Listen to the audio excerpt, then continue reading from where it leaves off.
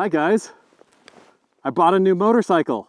This is my 2021 Honda CRF 300L. It is a roughly 300cc, so relatively small as far as engine size goes. Motorcycle, it's a dual sport motorcycle, meaning it's essentially a street legal dirt bike, which is good because we're going to be doing some on and off-road stuff today. Well, if you could consider what I hope is a pretty well-graded dirt or gravel road off-road, then yeah, we're going to be doing some of that. We're going to be doing about 30 miles of dirt today as we head into Colorado. This is day one of a 2-day motorcycle touring and camping adventure.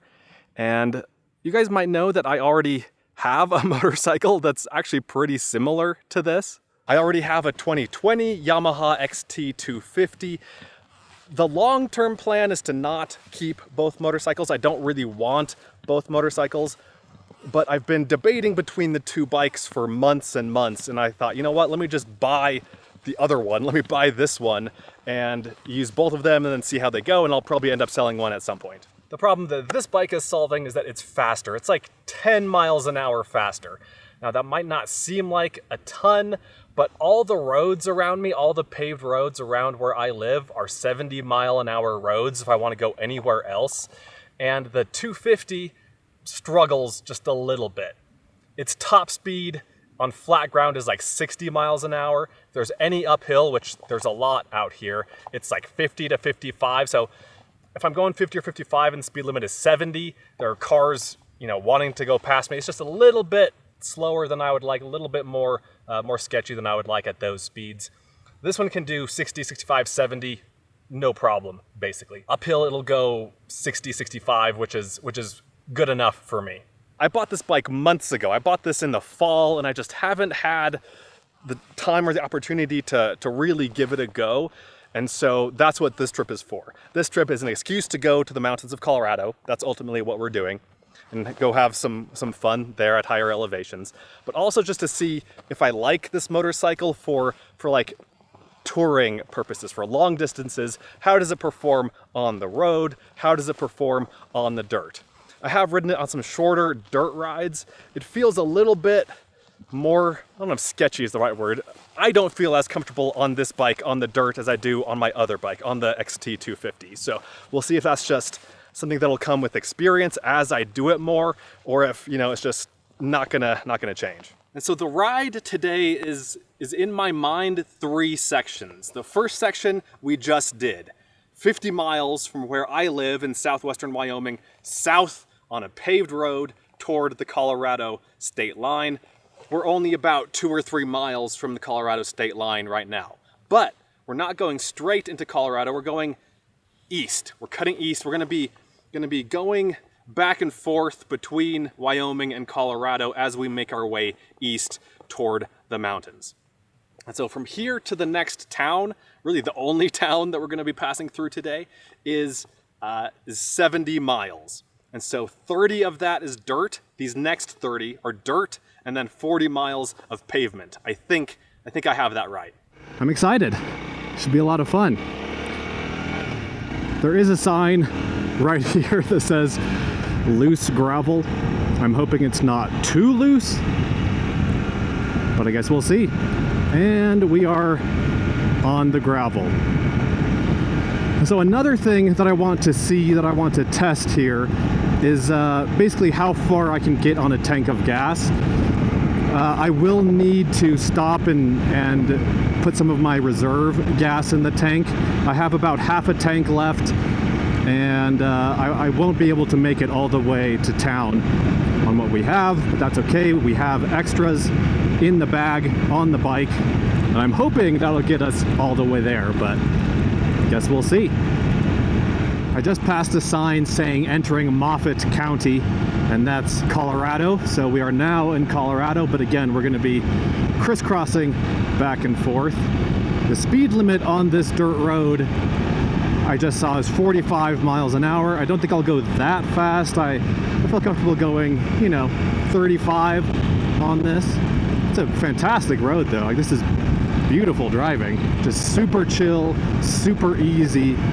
This is the kind of motorcycling I love. Just puttering around through the desert, through the mountains. Oh, There's a pronghorn right there. First one I've seen today, but there are about 1 trillion of them in this part of the country, so I'm guessing we'll see more. Ah, feels good, feels good. Entering Sweetwater County. Okay, yeah, so I'm back in Wyoming now.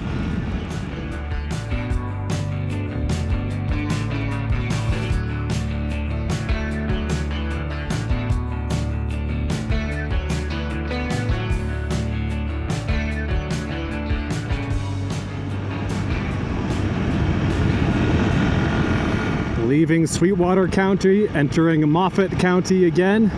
Once again back in Colorado. This is basically all BLM land out here. And you could spend weeks riding or driving these roads, exploring the canyons, driving up to the tops of these mountains, hiking around. It's a vast area. The reason these roads are so good is that there's a lot of oil and gas activity here. You can see that right here. Lots of trucks, both like tankers carrying the oil and gas in and out of the area, and then pickup trucks servicing all of the facilities, all the pump jacks and everything. And we're back in Colorado.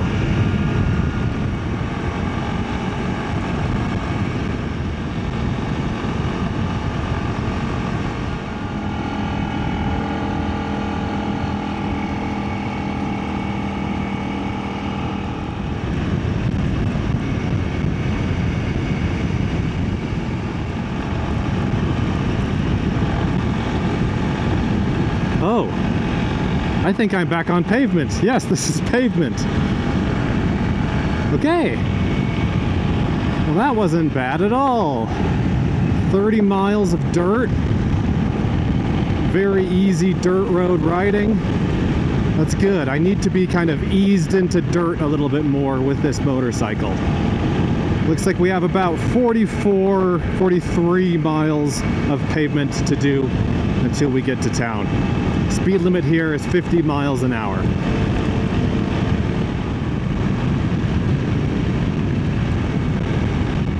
Okay guys, I think we're gonna pull over here.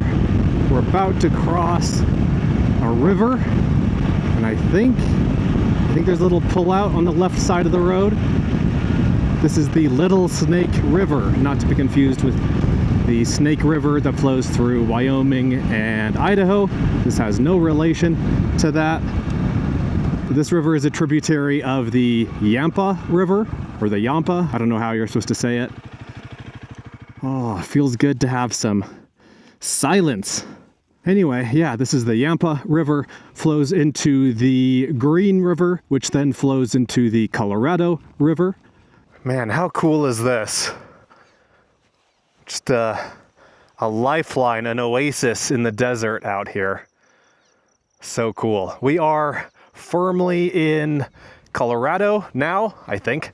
And I have just one little bar of gas left on like the fuel meter. And so I'm gonna refill up the bike here. I think we're still like 40 or 50 miles from a gas station. Oh no, actually just 31 miles. Perfect. And let's turn the bike back on to get the stats. I think, yeah, we've averaged 71.1, the blinker was still on, 71.1 miles per gallon. That is unreal. That is what makes motorcycle travel so fun. And I've gone 97.9 miles since leaving home. Okay, so I have 2 small gas cans in this bag. So on the bike right now, I have kind of a medium-sized duffel bag, and then I have a small little tool bag. So this has tools and emergency stuff in it. This has camping gear and food and water in it, basically everything else. And then the tank bag right here has a couple things like a small bottle of water, my gloves are here, some batteries for the cameras. That's all over there. And here we have about 1 liter of gas in this little red one and 2 liters in this black one. Let's pour this in, trying not to spill gas. Oh, I already spilled some on my hand. And I just spilled a little bit more. I think this little gas can came with a spout and that definitely would have made things easier. But I didn't bring that. I left that at home. Okay, so that's 2 liters in the tank, and then bon appetit to the bike. Got another almost liter in here. Man, I spilled gas everywhere. That's not great. And let me show you some of the things that have been done to this bike. So I bought this used. This was $5,000. It has about, I think it had like 1,200 miles or 1,100 miles when I bought it, so very little used. It has new tires on it. These are the Tusk D-Sport tires. It has a seat concept seat, so a comfort seat. It has hand guards right here, and it has aftermarket mirrors. I put this little windshield on. It has, what else? Heated grips, heated seat. It has this kind of control panel here, USB power right there. I added the phone mount. I added this camera mount right here. It has aftermarket foot pegs. These are bigger pegs, and aftermarket shift lever that can kind of bend like this or pivot like this so that it doesn't bend if you fall over. I also added these aftermarket frame guards. Oh, and there's also a skid plate down here to protect the underside of the engine. I also lowered this bike. I put a lowering link on. That's this thing right here. And I did that because I'm still a novice motorcyclist. I've been riding for like a year and a little bit, and it was just a little bit too high for comfort for me. And so I lowered that. I dropped the front end a little bit to match it. And so I can almost get my feet flat on the ground, which is pretty nice. Okay, I think we're ready to get back on the road. A couple other things I forgot to mention. First, in addition to the other bags that I have a backpack on, this red backpack. This is the one I normally use for hiking. This has all my camera gear in it. Okay. Visor down. Sun shield down. Anything else I need to do? I don't think so. We have 31 miles to go.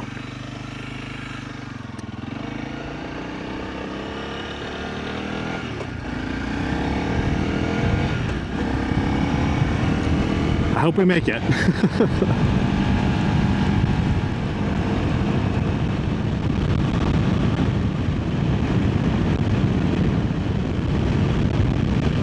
Okay, welcome to town, welcome to Bags. Population 411, elevation 6245. This is a town I've been through several times before. I know that there are a couple of gas stations here. I'm going to be stopping at the Conoco up here on the left, and we made it with plenty of gas to spare. Good.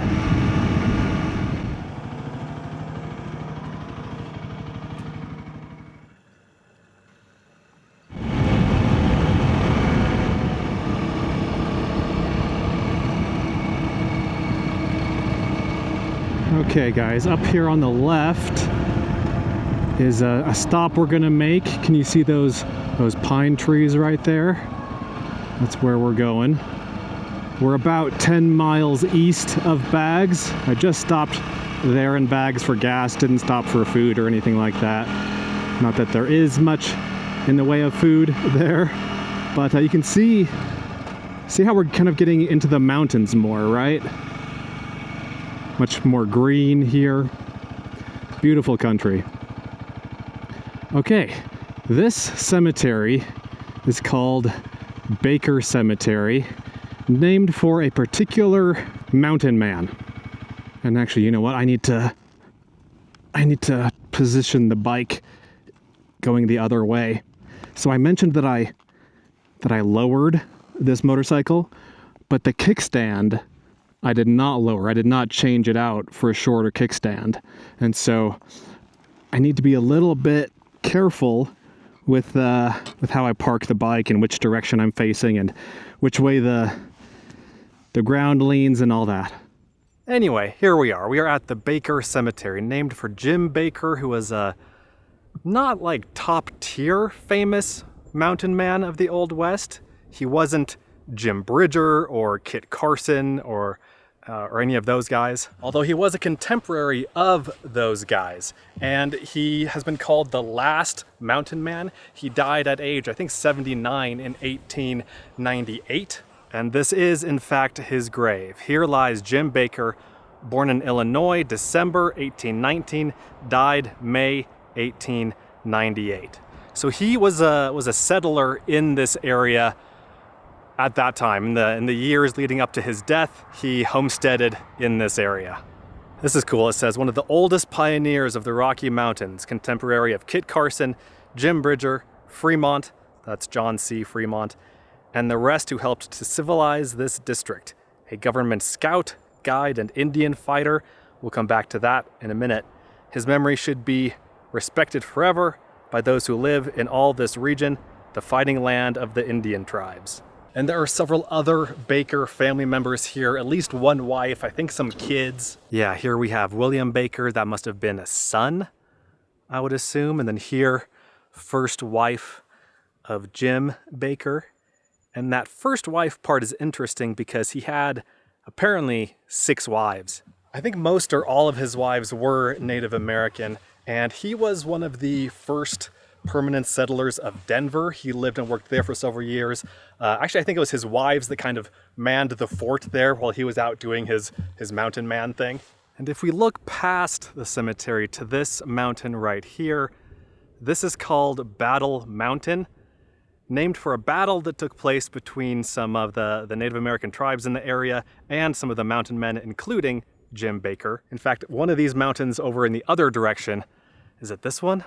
One of these is named Baker Mountain for Jim Baker. So all of these mountains are in Colorado, and this is in Wyoming. Again, we're straddling that line pretty closely here. But going back to the battle that Battle Mountain was named after, it took place in 1841. Something like 500 Native Americans attacked 23 fur trappers that were up there in those mountains.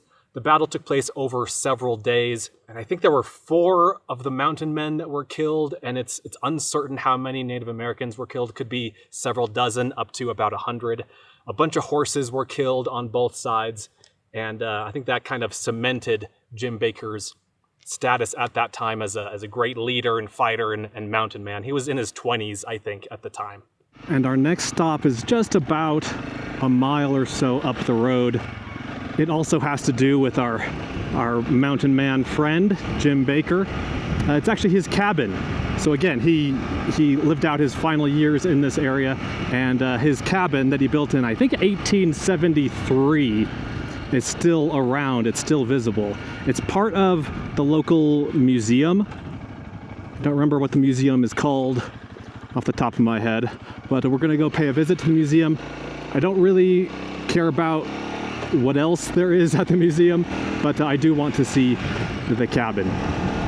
And by the way, I don't think I mentioned it, but these mountains on the right, the one in Colorado, are the Elkhead Mountains. And we're gonna be spending the next day and a half or so in those mountains, more on the east side. This is kind of the west side, but we're gonna be camping and adventuring over there. And then this mountain ahead of me, Battle Mountain, that's part of the Sierra Madre, which is a mountain range, again, in Wyoming. And I hope the audio is decent for when I'm talking like this. It's hard to get good audio on a motorcycle, let me tell you. I've been trying all sorts of things, and I don't know if I've perfected it, but hopefully we're at least moving in the right direction here, and hopefully it's at least usable. Okay, yeah, this sign says Little Snake River Museum. That's where we're going. And this sign says State Historic Place Jim Baker's Cabin. All right. I think these are the grounds of the museum right here. Yeah. Oh, and right in front of me, right there where these people are, is the cabin. Here we are, Baker Cabin, 1873. Interesting design, isn't it? This 2-story high structure. I've never seen any log cabin like this. And man, you see something like this and just think of all the work all the work that went into this, into felling the trees and hewing the logs and then lifting them and just building the thing. Absolutely brutal. It's got some wire. It's like covered in chicken wire, or what is this? Is this, okay, this is like plastic mesh type thing. So apparently Baker and his wives lived down here, and then they used the upper level for storage. But also, when he wanted to be alone, he would crawl up into the top and pull the ladder up. And I think we can go inside. Let's see. That scared me. Apparently they also used this as a trading post for the area. Neat. Here's a portrait, it looks like, of the man himself. And here's going into the back room. Lots of furs, lots of animals. Bed right there. Huh. Check this out. Check out this amazing little chair. It's like a little throne. That is awesome. And then over here we have more portraits of Jim Baker. And a photo. Oh, and over here in the corner, I forget what these are called. There's a specific name for them, but I think this is a boat. This is a Native American boat made out of branches and stretched with hide. Here's a photo of the cabin as it would have looked back in the day. That's neat. It's got a couple of porches, a couple of balconies on it. And there's Jim, old Jim right there. And then also on the grounds here we have another cabin, this one dating back to 1888.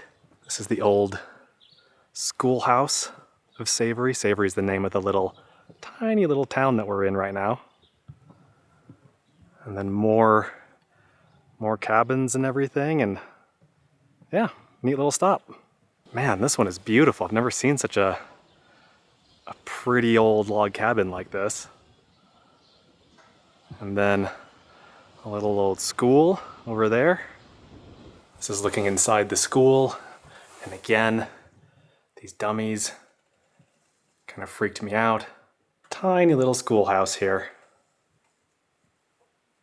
And another old-timey cabin, this one dating back to 1874 with a sod roof on it.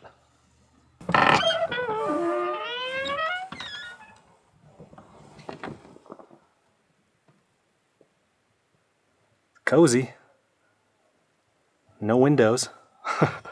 And then this one here, the Madeline House, 1905.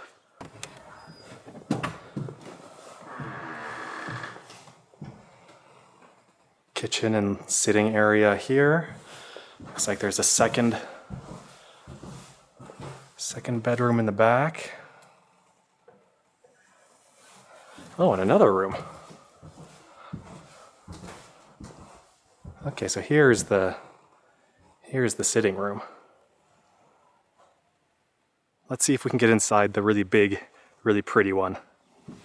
Yep, sure can.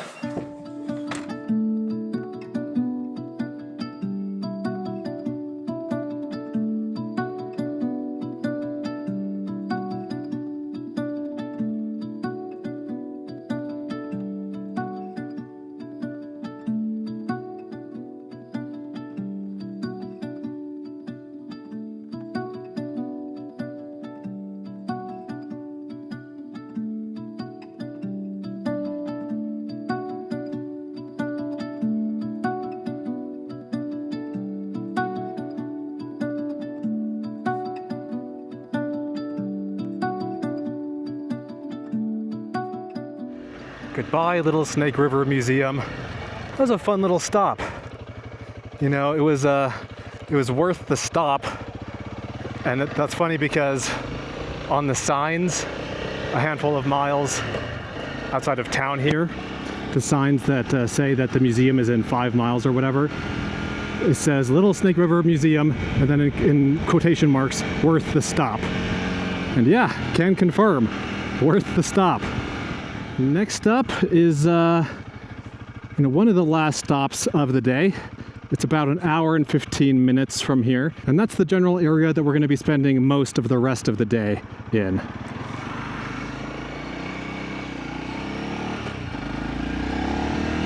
I'm not really going to see or do anything between here and there except, enjoy the scenery. It'll get increasingly mountainous as we drive.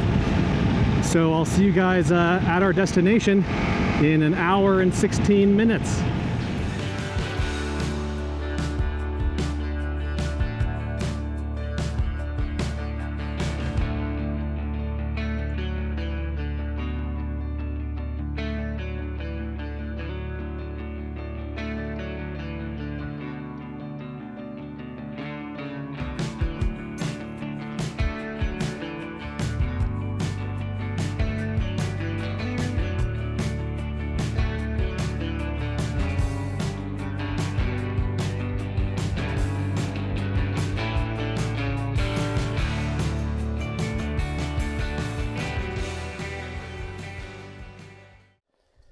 Well, I just tipped over. It wasn't a crash, like I was stopped, and then, you can see the right side of the ditch was a little bit. Oh, I am leaking gas. Let's get this up here.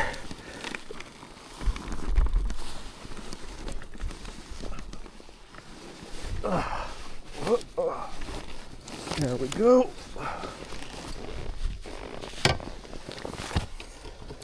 Okay, any damage? No, not really. I just slowly tipped over. Lost a little bit of gas, it looks like. Need to reattach the bag. That was so dumb.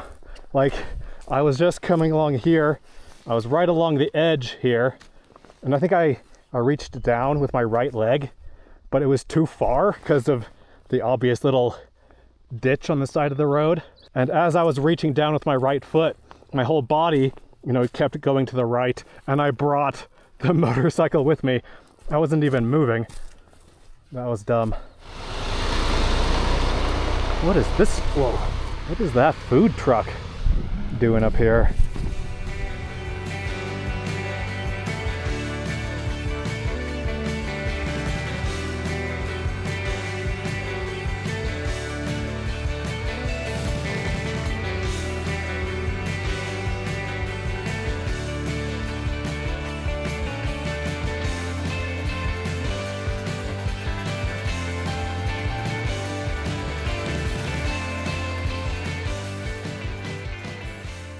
Okay guys, this little collection of cabins is called Hans Peak Village.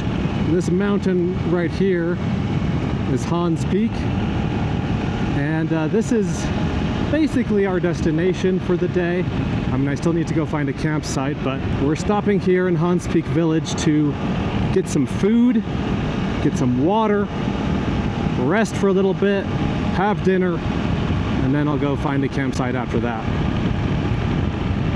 I think this maybe is the place. Yeah, I think this is the place where we're stopping.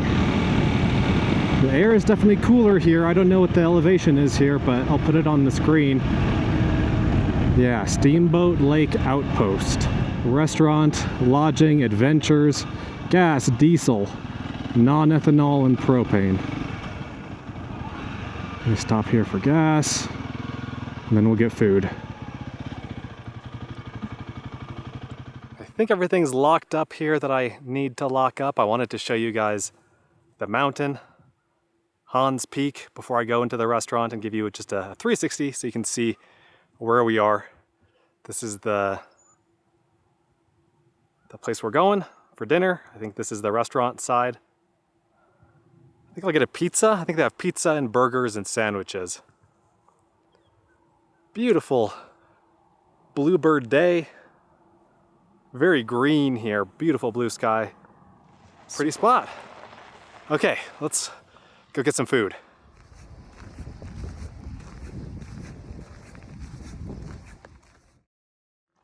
Well, that didn't go quite according to plan. It's still early in the season and the restaurant isn't open yet. There is a little cafe where they have like coffee and pastries and stuff. That was still open for another 10 minutes, and so I bought a pastry. I bought this cinnamon roll, which looks pretty good. That was $6. And then for dinner, for actual, my actual main course, let me show you what I bought. This stupid gas station sub sandwich was $9. $9. Can you believe that? That's insane. And there's no other restaurant open in town, so I had to get something. So that's what I ended up with. At least I have this to drown my sorrows, but I'm not happy about this thing. Let's get out of here. So back on the main road. If we were to go left here, that would take us to Steamboat Springs, Colorado. That's only about half an hour away. But we're going right to a campsite. Steamboat is the closest of the Colorado kind of ski resort towns to where I live, so I've been there a couple of times. Nice little town. We'll go there tomorrow, but for today, I'm ready to go find a campsite and eat my overpriced sandwich.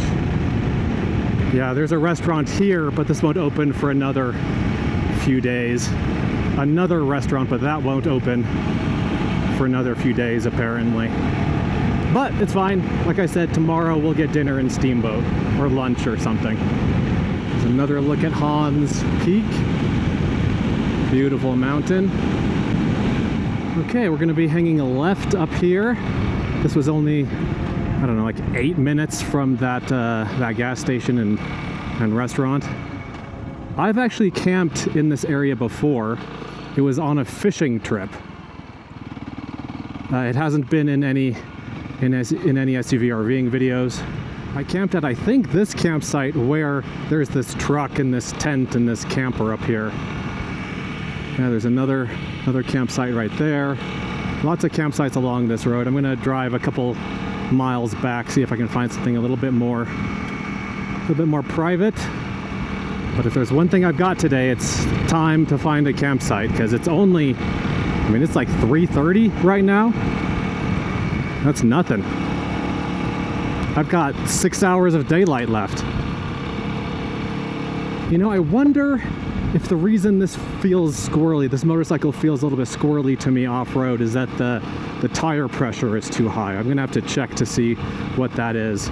I haven't checked recently, so who knows. There's a campsite right there. Doesn't look very flat though. We can always come back to that one if we need to.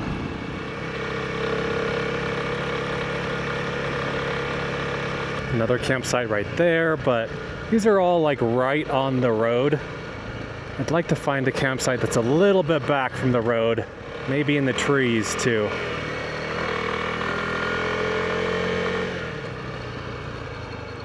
Oh, that one's not bad.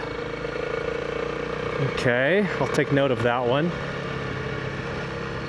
I'm starting to see some little patches of snow on the ground too. Yeah, like here's one right here. Yeah, you know what? The road forks right here. There's a big mud puddle on this side. This looks like the road gets more rough. So I'm gonna turn back around and go check out that campsite that I just passed a few minutes ago.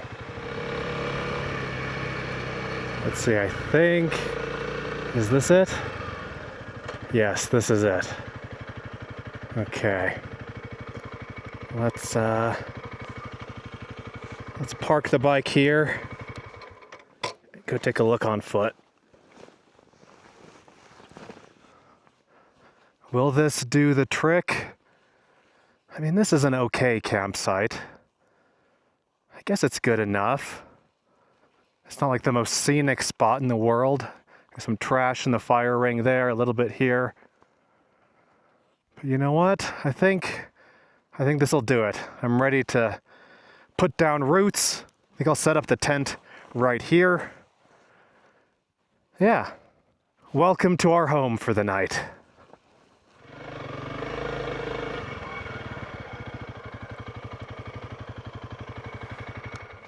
And that'll do it.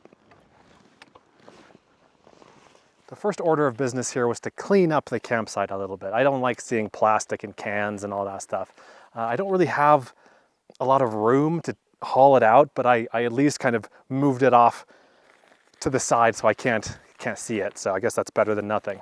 Second order of business is to get comfortable. That involves the hat so that I can do this so that the bugs don't get me. And then I want to change out of these riding pants and riding boots. I have my normal hiking pants that I always wear underneath these pants, underneath the riding pants. They're very, very thin, very breathable. Well, I can confidently say that this is not the worst sandwich I've ever had, so I guess that's something.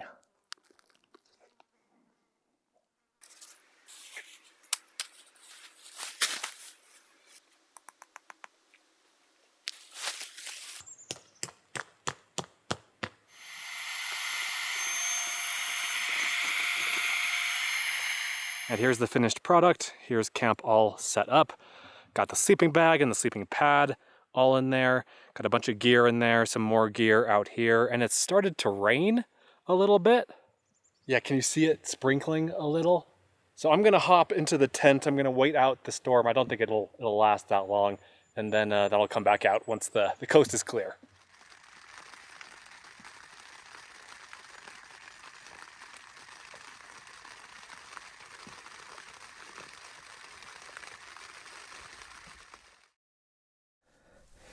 Well, guys, it's about an hour later. I think we can emerge. I think the rain has stopped.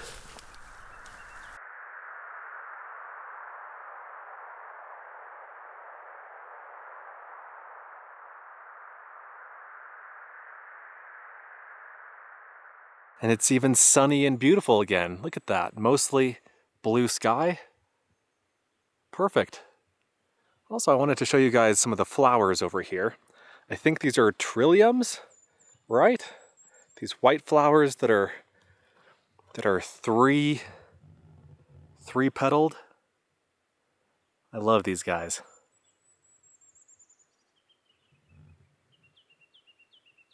Isn't that a pretty flower?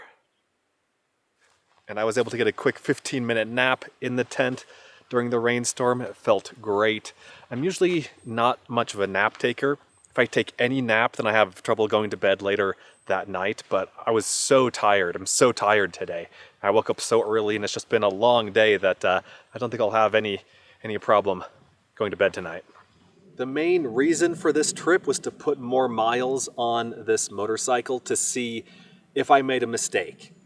Can I use this bike for what I want to use it for, which is a lot of road riding, but also a lot of dirt riding.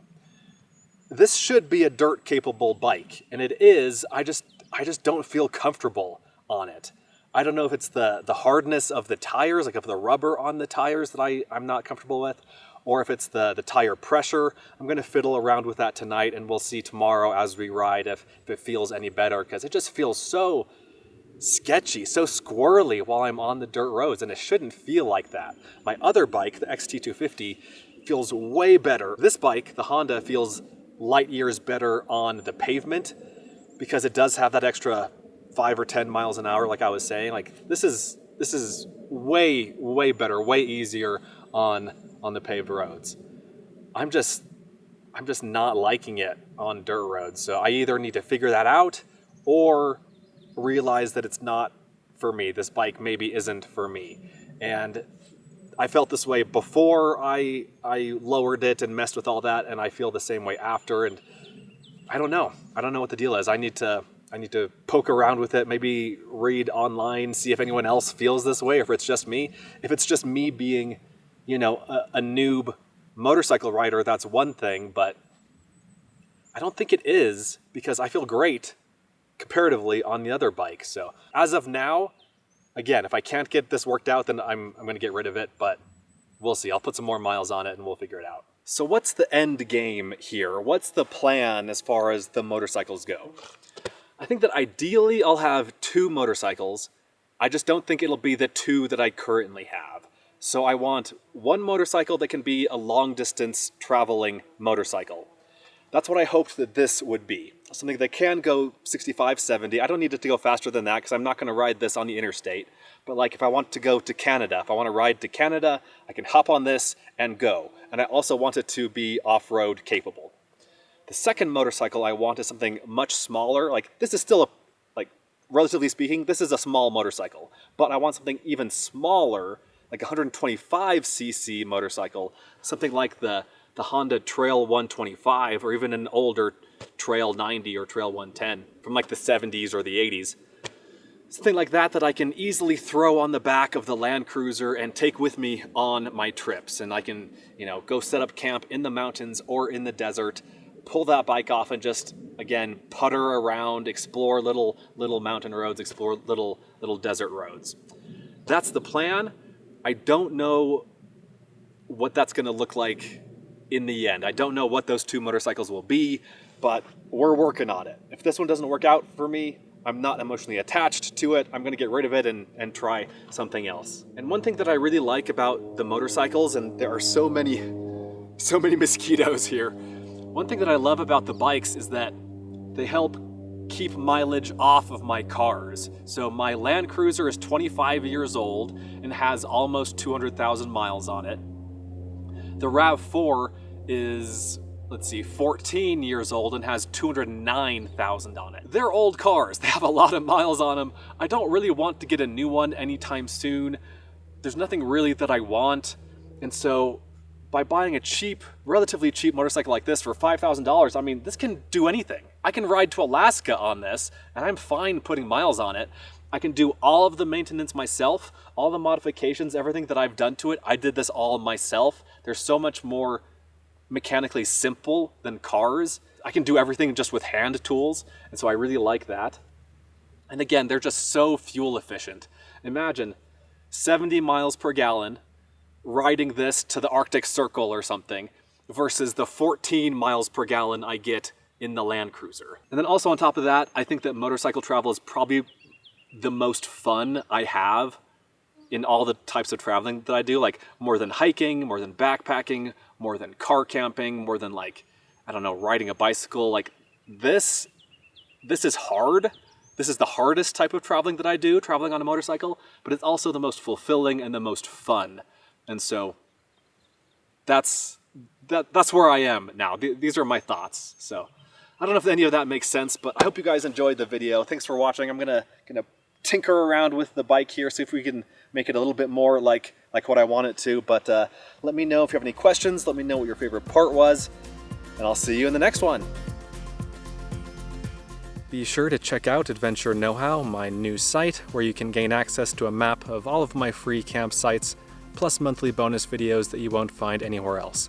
Learn more at adventureknowhow.com. And for links to everything else SUV RVing related, visit suvrving.com. Links to these sites and more will be in the video description.